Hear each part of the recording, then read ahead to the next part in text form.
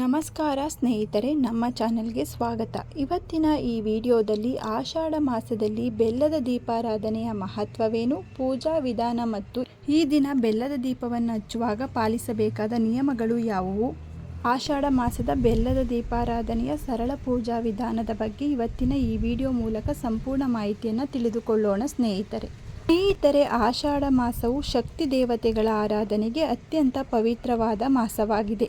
ಈ ತಿಂಗಳಲ್ಲಿ ಚಾಮುಂಡೇಶ್ವರಿ, ದುರ್ಗಾದೇವಿ, ಲಕ್ಷ್ಮೀದೇವಿ, ಕಾಳಿ, ಮಾರಿಕಾಂಬೆ ಸೇರಿದಂತೆ ಶಕ್ತಿ ದೇವತೆ, ಸ್ವರೂಪಿಣಿ ದೇವತೆಗಳಿಗೆ ವಿಶೇಷ ಪೂಜೆಗಳನ್ನು ಸಲ್ಲಿಸಲಾಗುತ್ತದೆ. ಅನೇಕ ಭಕ್ತರು ಆಷಾಢ ಶುಕ್ರವಾರಗಳಂದು ಬೆಲ್ಲದ ದೀಪಾರಾಧನೆ ಮಾಡುವ ಸಂಪ್ರದಾಯವನ್ನು ಆಚರಣೆ ಮಾಡುತ್ತೇವೆ.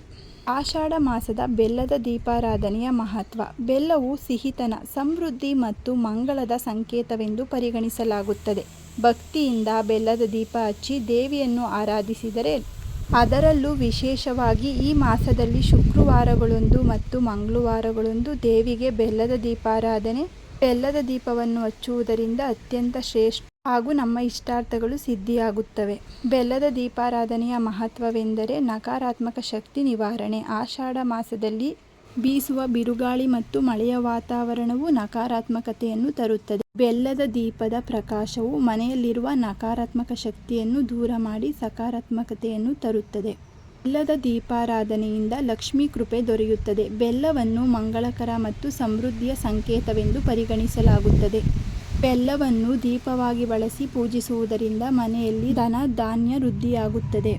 ಸರ್ವದೋಷ ಪರಿಹಾರ. ಜಾತಕದಲ್ಲಿರುವ ರಾಹುಕೇತು ಅಥವಾ ಕುಜದೋಷಗಳ ನಿವಾರಣೆಗೆ ಈ ಬೆಲ್ಲ ದೀಪಾರಾಧನೆಯು ರಾಮಬಾಣ.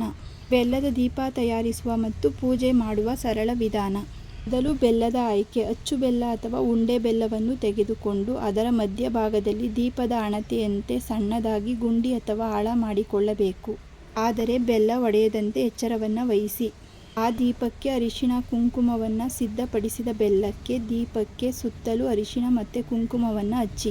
ದೀಪದ ಸಿದ್ಧತೆ. ಬೆಲ್ಲದ ದೀಪದ ಒಳಗೆ ತುಪ್ಪ ಅಥವಾ ಎಣ್ಣೆಯನ್ನು ಹಾಕಬೇಕು. ನಂತರ ಅದರಲ್ಲಿ ಬತ್ತಿಯನ್ನು ಇಡಬೇಕು. ತಾಂಬೂಲದ ಮೇಲಿಡುವುದು.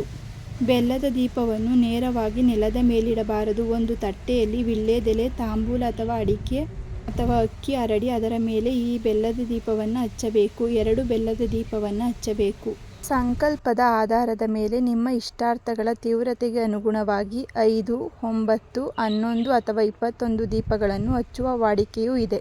ದಿನಗಳ ಲೆಕ್ಕಾಚಾರ. ಆಷಾಢ ಮಾಸದ ಎಲ್ಲ ಶುಕ್ರವಾರ ಹಾಗೂ ಮಂಗಳವಾರಗಳಂದು ಅಥವಾ ಆಷಾಢದ 5 ಶುಕ್ರವಾರಗಳ ಕಾಲ ಸತತವಾಗಿ ಈ ದೀಪಾರಾಧನೆ ಮಾಡುವುದು ವಿಶೇಷ ಫಲ ನೀಡುತ್ತದೆ. ದೀಪ ಹಚ್ಚುವುದರಿಂದ ಸಿಗುವ ಫಲಗಳು. ಮುತ್ತೈದೆಯರಿಗೆ ದೀರ್ಘಕಾಲ ಮಾಂಗಲ್ಯ ಭಾಗ್ಯ ಹಾಗೂ ದಾಂಪತ್ಯದಲ್ಲಿ ಸುಖ ಶಾಂತಿ ನೆಲೆಸುತ್ತದೆ. ಅವಿವಾಹಿತರಿಗೆ ಶೀಘ್ರದಲ್ಲೇ ಕಂಕಣ ಭಾಗ್ಯ ಕೂಡಿಬರುತ್ತದೆ. ಕಷ್ಟ ಪರಿಹಾರವಾಗುತ್ತದೆ. ಮನಃಶಾಂತಿ ದೊರೆಯುತ್ತದೆ. ಕೆಟ್ಟ ದೃಷ್ಟಿ ನಿವಾರಣೆಯಾಗುತ್ತದೆ. ಸಂಕಲ್ಪ ಮತ್ತು ಪೂಜೆ. ದೀಪವನ್ನು ಹಚ್ಚಿ ದೇವಿಯ ಮುಂದೆ ಇಟ್ಟು ನಿಮ್ಮ ಇಷ್ಟಾರ್ಥಗಳನ್ನು ಮನಸ್ಸಿನಲ್ಲಿ ಸಂಕಲ್ಪ ಮಾಡಿಕೊಳ್ಳಬೇಕು. ದೇವಿಗೆ ಧೂಪ, ದೀಪ ಮತ್ತು ನೈವೇದ್ಯವನ್ನು ಸಮರ್ಪಣೆ ಮಾಡಬೇಕು. ಪೂಜೆಯ ನಂತರ ಬೆಲ್ಲದ ದೀಪವನ್ನು ಏನು ಮಾಡಬೇಕು ಎಂದರೆ, ಪೂಜೆ ಮುಗಿದ ನಂತರ ದೀಪ ಸಂಪೂರ್ಣವಾಗಿ ತಣ್ಣಗಾದ ಮೇಲೆ ಆರಿದ ನಂತರ ಈ ಬೆಲ್ಲವನ್ನು ಮನೆಯವರು ಪ್ರಸಾದದ ರೂಪದಲ್ಲಿ ಸೇವಿಸಬಹುದು ಅಥವಾ ಆ ಬೆಲ್ಲವನ್ನು ನೀರಿನಲ್ಲಿ ಕರಗಿಸಿ ಗಿಡಗಳ ಬುಡಕ್ಕೆ ಹಾಕಬಹುದು. ಬೆಲ್ಲದ ದೀಪಾರಾಧನೆಯಲ್ಲಿ ಮುಖ್ಯ ಸೂಚನೆಗಳು. ಪೂಜೆಯನ್ನು ಭಕ್ತಿ ಮತ್ತು ಶ್ರದ್ಧೆಯಿಂದ ಮಾಡುವುದು ಮುಖ್ಯ. ದೇವಸ್ಥಾನ ಅಥವಾ ಕುಟುಂಬದ ಸಂಪ್ರದಾಯದ ಪ್ರಕಾರ ಆಚರಣೆಗಳಲ್ಲಿ ವ್ಯತ್ಯಾಸ ಇರಬಹುದು. ಬೆಲ್ಲ, ತುಪ್ಪ ಅಥವಾ ಎಣ್ಣೆಯನ್ನು ಸ್ವಚ್ಛವಾಗಿ ಬಳಸಿ. ಸ್ಥಳೀಯ ದೇವಸ್ಥಾನ ಅಥವಾ ದೂರದ ದೇವಸ್ಥಾನದ ಅರ್ಚಕರ ಮಾರ್ಗದರ್ಶನವನ್ನು ಅನುಸರಿಸುವುದು ಉತ್ತಮ. ಸ್ನೇಹಿತರೆ, ಆಷಾಢ ಮಾಸದಲ್ಲಿ ಬೆಲ್ಲದ ದೀಪಾರಾಧನೆ ಮಾಡುವುದು ಶಕ್ತಿ ದೇವತೆಯ ಮೇಲಿನ ಭಕ್ತಿ ಮತ್ತು ಸಮರ್ಪಣೆಯ ಸಂಕೇತವಾಗಿದೆ. ಈ ಪೂಜೆಯನ್ನು ಶ್ರದ್ಧೆಯಿಂದ ಆಚರಿಸುವುದರಿಂದ ಮನಸ್ಸಿಗೆ ಶಾಂತಿ, ಆತ್ಮವಿಶ್ವಾಸ ಮತ್ತು ಆಧ್ಯಾತ್ಮಿಕ ತೃಪ್ತಿ ದೊರೆಯುತ್ತದೆ. ಆದ್ದರಿಂದ ಇದರ ದೀಪ ಹಚ್ಚುವುದರಿಂದ ಅಂದುಕೊಂಡ ಕಾರ್ಯಗಳು ಸಿದ್ಧಿಯಾಗುತ್ತವೆ. ಕಂಕಣ ಭಾಗ್ಯ ಮತ್ತು ಸಂತಾನ ಭಾಗ್ಯ ದೊರೆಯುತ್ತದೆ. ಅವಿವಾಹಿತ ಹೆಣ್ಣು ಮಕ್ಕಳು ಈ ಪೂಜೆ ಮಾಡುವುದರಿಂದ ಕಂಕಣ ಭಾಗ್ಯ, ವಿವಾಹ ಯೋಗ ಕೂಡಿಬರುತ್ತದೆ ಮತ್ತು ದಂಪತಿಗಳಿಗೆ ಸಂತಾನ ಭಾಗ್ಯ ಲಭಿಸುತ್ತದೆ. ಮುತ್ತೈದೆ ಭಾಗ್ಯ ದೊರೆಯುತ್ತದೆ. ವಿವಾಹಿತ ಮಹಿಳೆಯರು ತಮ್ಮ ಮಾಂಗಲ್ಯ ಬಲ ಹೆಚ್ಚಾಗಲು ಮತ್ತು ಪತಿಯ ಆಯುಷ್ಯ ಆರೋಗ್ಯಕ್ಕಾಗಿ ಈ ದೀಪಾರಾಧನೆಯನ್ನು ಮಾಡುತ್ತೇವೆ. ಸರ್ವದೋಷಗಳು ನಿವಾರಣೆ. ಜಾತಕದಲ್ಲಿರುವಂತಹ ರಾಹುಕೇತು ದೋಷಗಳು, ದೃಷ್ಟಿ ದೋಷಗಳು ಮತ್ತು ಮನೆಯಲ್ಲಿರುವಂತಹ ನಕಾರಾತ್ಮಕ ಶಕ್ತಿಗಳು ಈ ದೀಪದ ಬೆಳಕಿನಿಂದ ನಿವಾರಣೆಯಾಗುತ್ತವೆ. ಸಮಯ ಆಷಾಢ ಶುಕ್ರವಾರಗಳಂದು ಅಥವಾ ದೇವಿಗೆ ಪ್ರಿಯವಾದ ರಾಹುಕಾಲದ ಸಮಯದಲ್ಲಿ, ವಿಶೇಷವಾಗಿ ಮಂಗಳವಾರ ಮತ್ತು ಶುಕ್ರವಾರ ಈ ದೀಪವನ್ನು ಹಚ್ಚುವುದು ಹೆಚ್ಚು ಫಲಪ್ರದ.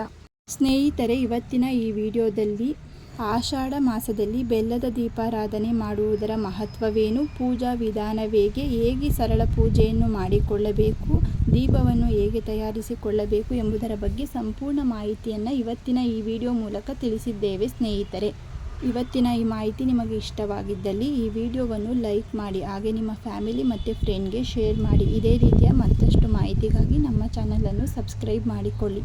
ಮತ್ತೆ ಸಿಗೋಣ ಮತ್ತೊಂದು ಮಾಹಿತಿಯ ಮೂಲಕ. ಎಲ್ಲರಿಗೂ ಧನ್ಯವಾದಗಳು.